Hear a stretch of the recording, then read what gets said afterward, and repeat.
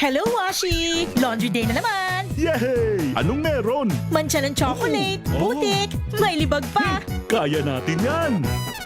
With Pride Washing Machine Detergent, may triple stain-away formula. Tanggal ang makapit, madikit, at malupit na dumit mancha.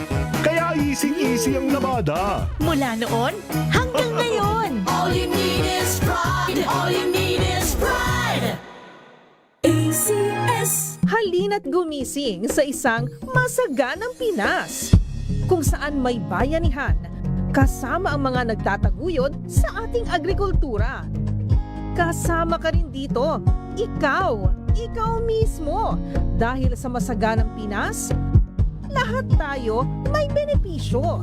Tuwing Sabado, alas 10:30 ng umaga. Samahan niyo kami at ang Department of Agriculture sa isang oras na talakayan ng higit na mahahalagang usaping pang-agrikultura. Masaganang Pinas sa DZRH sa April 25 na. Abangan! Halika na, tayo na sa masaganang Pinas.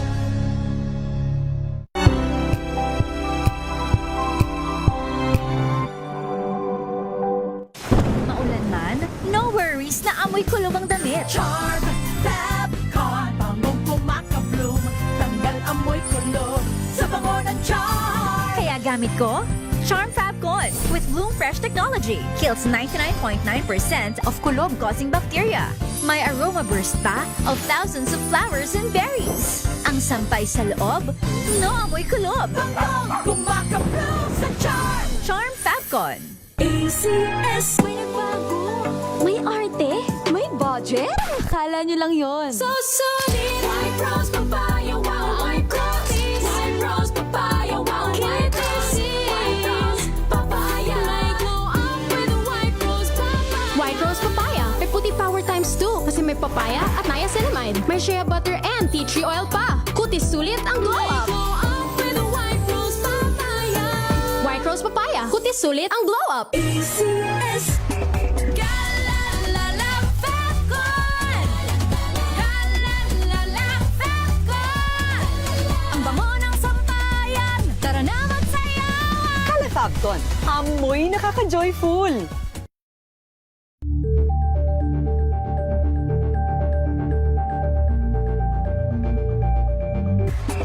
Galalala Fabcon.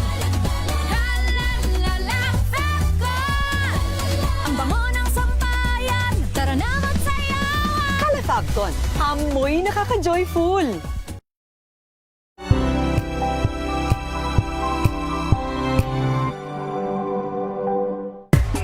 Galalala Fabcon. Galalala Fabcon.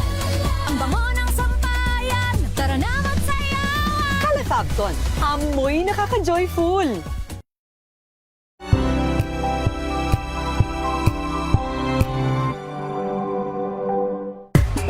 Galalala Fabcon. Galalala Fabcon. Ang bango ng sampayan. Tara na magsayawan. Calefabcon, amoy nakaka-joyful!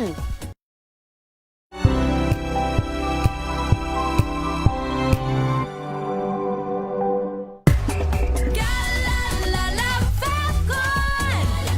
Galalala Fabcon. Ang bango ng sampayan. Tara na magsayawan. Calefabcon, amoy nakaka-joyful!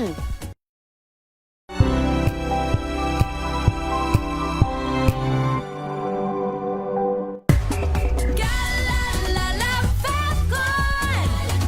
Galalala Fabcon. Ang bango ng sampayan. Tara na magsayawan. Calefabcon, amoy nakaka-joyful!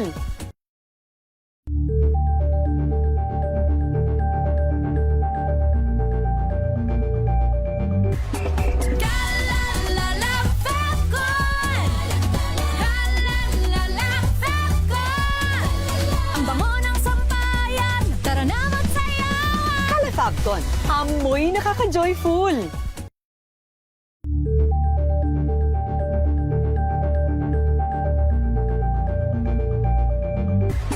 Galalala Fabcon.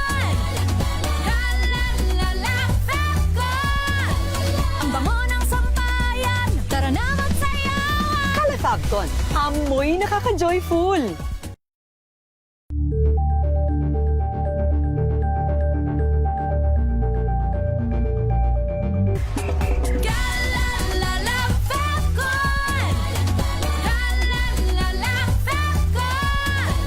Ang bango ng sampayan, tara na magsayawan. Calefacton. Amoy nakaka-joyful!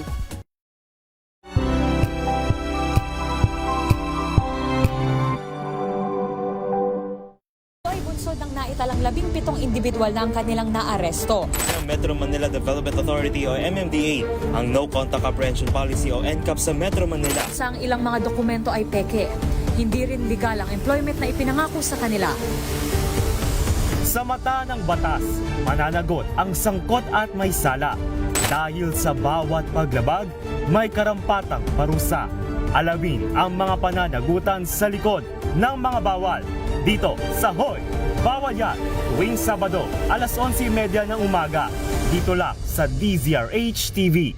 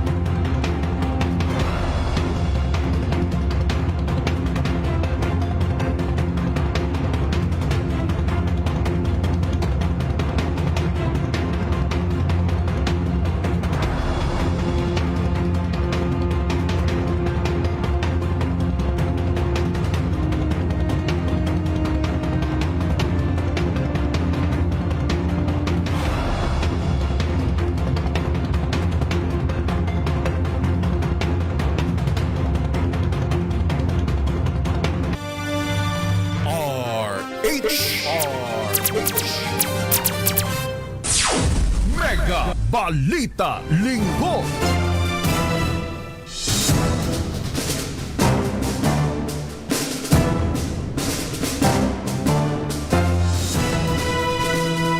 Ang dami agad nag-react ASEC Arnel de Mesa ng Department of Agriculture. Dun sa binabanggit ko, abay pagkapuri-puri ko ang Department of Agriculture. Doon sa aspeto ho ng pagbibigay ng pagsusulong.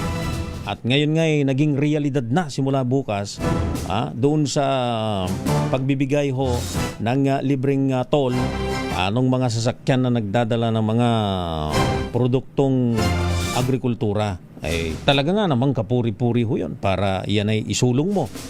Doon sa aspeto na yun. Doon natin sinasaluduhan. Kaya nasabi nating nagtrabaho ang Department of Agriculture o nagtatrabaho ang Department of Agriculture ASEC Arnel de Mesa, sir. Pero ito, daming nag-react ang daming nag-react doon sa ating social media at maging meron pang tumawag sa akin Engineer RT, meron pang tumawag ang sabing ganon, yung presyuhan daw po ng mais diyan sa Occidental Mindoro. Sana hindi lang sa Occidental Mindoro. 20 pesos kada kilo. 20 pesos kada kilo. Mas mataas pa raw ito nung nakaraan yun ang dapat na tingnan natin kung anong magiging aksyon. Sabi ko nga ho kanina, ang kalihim po ng Department of Agriculture ay hindi po pwedeng yan. Hindi pwedeng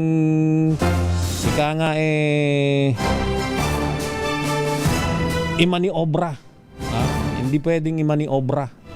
Dahil alam ho niya ang usapin ng presyo ng produktong agrikultura kahit na ho yung lalong-lalo na yung produktong fisheries. Alam na alam ng kalihim yan. Secretary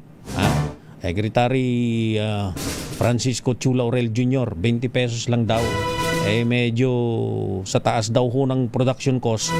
Medyo ika nga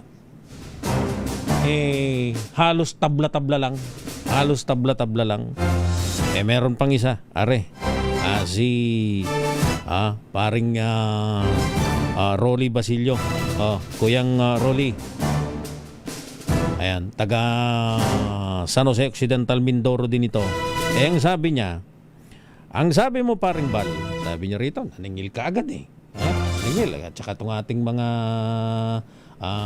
sa ating mga social media, nag-usok ang sabi ni paring Rolly, nanonood ako paring Bal. Sabi mo, dito sa Occidental Mindoro, bet nawawala rin nasa tenga. Walang dilobyong inabot ang mga magsasaka. Sabi niya gano'n. Oo, totoo. Walang bagyo. Sabi niya, walang bagyo, walang habagat. Pero, sabi niya, meron merong inabot na dilubyo. At ito ay yung walang tulong na ginawa daw ang Department of Agriculture dahil bagsak ang presyo ng sibuyas, kaya ang mga magsisibuyas, naku, wag naman sana umantong sa ganyan, Kuyang Rolly. Ay hindi naman maganda yan. Hindi pwedeng ganyan ang gawin ng ating mga magsasaka. Hindi ko lang humabasa kung ano yun. Ayun. So, yung literal na bagyo na binabanggit ko na walang tumama at nakabuti doon sa anihan, pag-aani ng ating mga kapatid ng mga magsasaka dyan sa Occidental Mindoro, nakabuti. Walang bagyo. Pero ang problema, may bagyong mas matindi. Yung pambabarat sa presyo ng sibuyas at yung binabanggit ni Kuyang Rolly, ay yung isa pa na tumawag pa, yung presyo ng mais, 20 pesos. Ang binanggit ho nung kausap ko, sana man lang daw umabot ng 22 at 23 para na daw hong binigyan ho ninyo ng pag-asa na panatilihin pa ang pagtatanim at linangin ang lupa pang kanilang minana sa kanilang mga magulang kung mabibigyan daw sila ng presyong 22 o 23 pesos man lang. Malaking bagay na ho sa mga kapatid nating magsasaka ang 2 hanggang 3 pesos. Nakukuha nga nating magbigay ho ng ayuda. Bakit naman hindi dun sa mga magsasaka na siyang nagtatanim ng iyahain ho natin sa ating mga hapagkainan? Mega Balita Linggo. 50 minuto na ho o 10 minuto na lang bago mag-ikapito ng umaga. DZRH number 1 na naman sa Metro Manila, pati rin sa Mega Manila.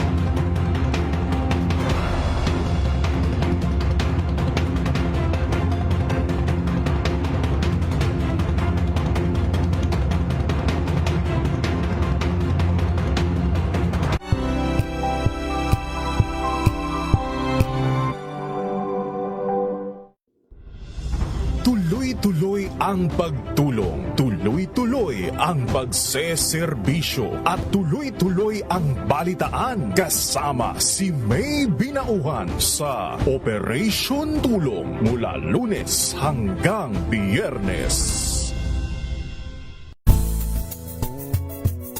number 1 na naman ang inyong DZRH sa latest survey ng Kantar Media na inilabas nitong January 2026. Hindi lang sa Metro Manila, kundi pati rin sa Mega Manila. Patunay na DZRH lang ang inyong tunay at totoong pinagkakatiwalaan. Taos-puso po kaming nagpapasalamat sa inyong patuloy na pagtitiwala dahil ang DZRH, una sa Pilipinas, una sa Pilipino. Saan ka man sa mundo, tayo Pilipino. Tambalang Anthony Taberna at Jerry Baha ang gigising sa inyong umaga dahil lalatay ang humahagupit na diskusyon at komentaryo Lunes hanggang Biyernes sa 2x2 RH Mega Balita Linggo. Ay, nagbabalik po ang ating balita at talakayan. Magpasok nga lang muna tayo ng report mula dyan sa Baguio City. Dahil isang turo-turo drug den daw dyan sa lungsod ng Baguio, abay binuwag ng mga otoridad. 12 individual naman ang naaresto. Alamin natin ang detalye ng balitang yan mula kay RH41, Romy Gonzales. Romy? Yes, good morning, Lakay. Isang turo-turo o maliit na kalenderya sa Slaughterhouse Compound sa Barangay Santo Niño dito sa Dunsod na isa pa ng drug den ang sinalakay at binawag ng mga operatiba ng PDEA at Baguio City Police Office. Sa bisa ito ng search warrant noong Biyernes ang gabi sa natuklasan ng aktibong lungga ng mga sugapa sa illegal na droga. Na-recover ng mga operating troops ang 10 sachet na iniinalang sa na may timbang na 21 grams at standard drug price na 142,800 pesos at mga sari-saring drug paraphernalia sa ikanasang anti-drug operation. 12 high value individual drug personalities suspects ang natiklo, kabilang dito ang 3 primary targets na nakilalang alias Estong 39, alias J 33 at alias Kiday 40 na pawang residente sa Barangay Santo Niño. Ibang suspect ay nakatira naman sa Baguio City at Karatig, Lalawigan. Nasa custody na sila ng pulisya at harap sa kasong paglabag sa Section 6, 7, 11 at 12 ng Republic Act 9165 o Comprehensive Dangerous Drugs Act of 2002. Ito si RH41, Romy Gonzales para sa DZRH. Una sa Pilipinas, una sa Pilipino. Mega Balita Linggo. Maraming salamat sa update na yan dyan sa lungsod ng Baguio. Romy Gonzales, may pag-uusapan pa sana tayo. Kaya lang, wala na tayong oras dahil meron na lamang ho tayong nalalabing 5 minuto at 8 segundo bago magikapito ng umaga. Mega Balita Linggo. At sa pagpapatuloy ng ating balita at talakayan ngayong araw ng linggo, pinabulanan naman ang Department of Energy na walang energy lockdown sa bansa. Pagbibigay din ng ahensya fake news ang kumakalat online na gumagamit pa ng kanilang logo at AI-generated videos. Ayon sa DOE, wala silang inilalabas na ganitong anunsyo at nananatiling sapat at tuloy-tuloy ang supply ng kuryente sa bansa. Pinapayuhan ng publiko na maging mapanuri at i-verify ang impormasyon bago i-share sa social media. Mega Balita Linggo. Samantala, magsisimula ng bumiyahe sa ilalim ng service contracting program ng pamahalaan ng libu-libong public utility vehicle sa bansa simula bukas araw ng Lunes.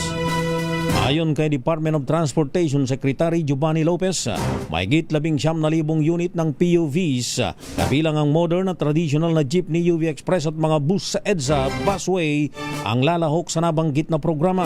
Sa ilalim ng programa, babayaran ng pamahalaan ng mga operator at driver batay sa kada kilometrong biyahe. Tatanggap ng o 100 piso kada kilometro mga bus, habang 40 naman sa mga modern jeepneys at UB Express at 30 pesos kada kilometro para sa traditional na jeepney. Kapalit nito ay kinakailangan nilang magpatupad ng 20% discount sa pamasahe, bukod pa sa discount para sa senior citizens, persons with disabilities, PWDs at mga estudyante. Mega Balita Linggo. At arangkada na ang pinakamalaking balikatan exercises bukas araw ng Lunes. Taunang sinasagawa sa pamagitan ng mga Pilipino at Amerikano kasadong lahukan ang 41st iteration ng balikatan ng mahigit 17,000 mga sundalo. Ito'y dahil bukod sa Armed Forces of the Philippines at kanilang American counterpart ay sasabak din sa War Games ang tropa mula sa Japan. Ito ang unang beses na magkakaroon ng mga sundalong Hapon sa kalupaan ng Pilipinas mula nung ikalawang digmaang pandaigdig. May makasaysayan pala ito, ano ha? Samantala bukod sa magkakaalyado, sasabak din sa balikatan drills ang Australia, New Zealand, France at Canada. Imbitado naman sa military exercises hanggang Mayo 8 ang kabuang 18 mga bansa bilang mga observer. Tampok dito ang maritime drills malapit sa Taiwan Strait, Baho de Masinloc at iba pang bahagi ng West Philippine Sea. Mega Balita Linggo.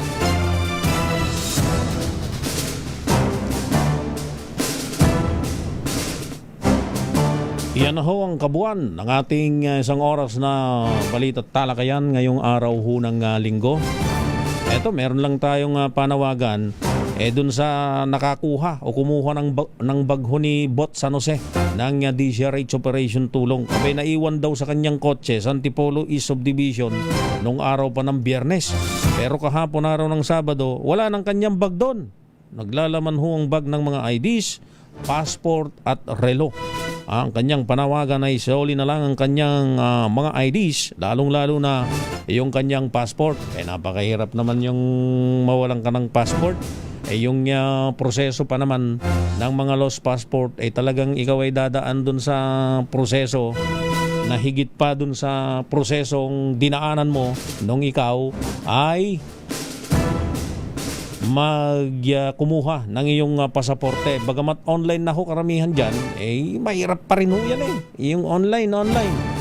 Convenient, yes, oo. Pero para gawin mo yan, dahil lang dun sa may nagnakaw, hindi ho katanggap-tanggap dyan. Kaya kung sino man ho, yung nakakuha po ng bag, may pangalan ho dyan, si Bot San Jose, gwapong-gwapo ho yan ng DCRH Operation Tulong.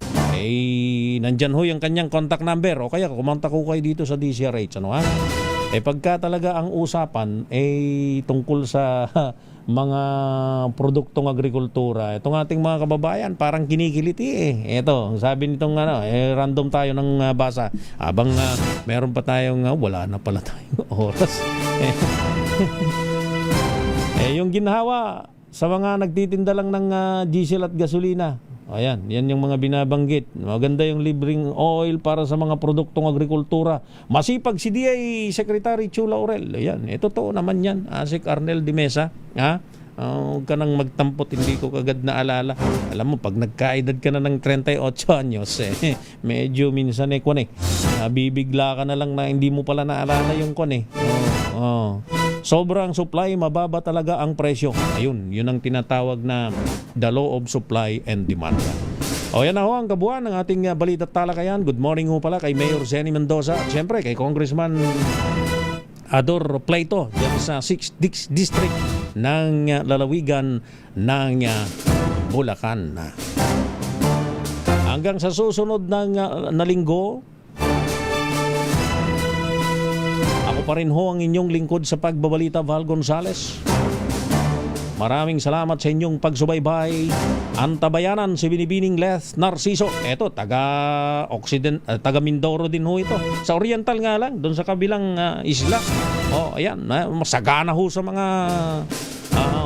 aning produkto yung mga magsasaka ho dyan. Sana man lang tutukan. Siguradong tututukan niya.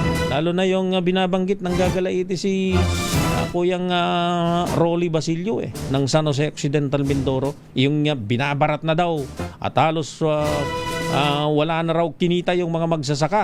May binabanggit pa siyang senaryo. Sana wag naman ng ganun. Pero ang FTI namimili na dun Namimili na dun ng presyo na medyo maayos daw ang presyo. Tapos yun naman ang dadali ng FTI doon sa mga kadiwa center na nagkalat sa iba't ibang lugar sa ating bansa para mapanatili yung pagbibigay ho ng murang produkto doon sa ating mga mahihirap na mamamayan.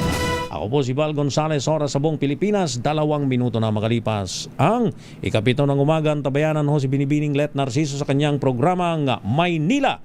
Ito ang Pilipinas.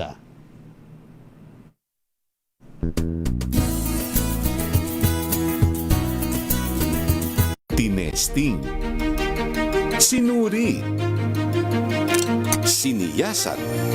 Ang resulta, super effective ang Shield sa pagpatay ng bakterya at virus. Shield Antibacterial Soap. Believe ang mga eksperto sa Philippine Nurses Association.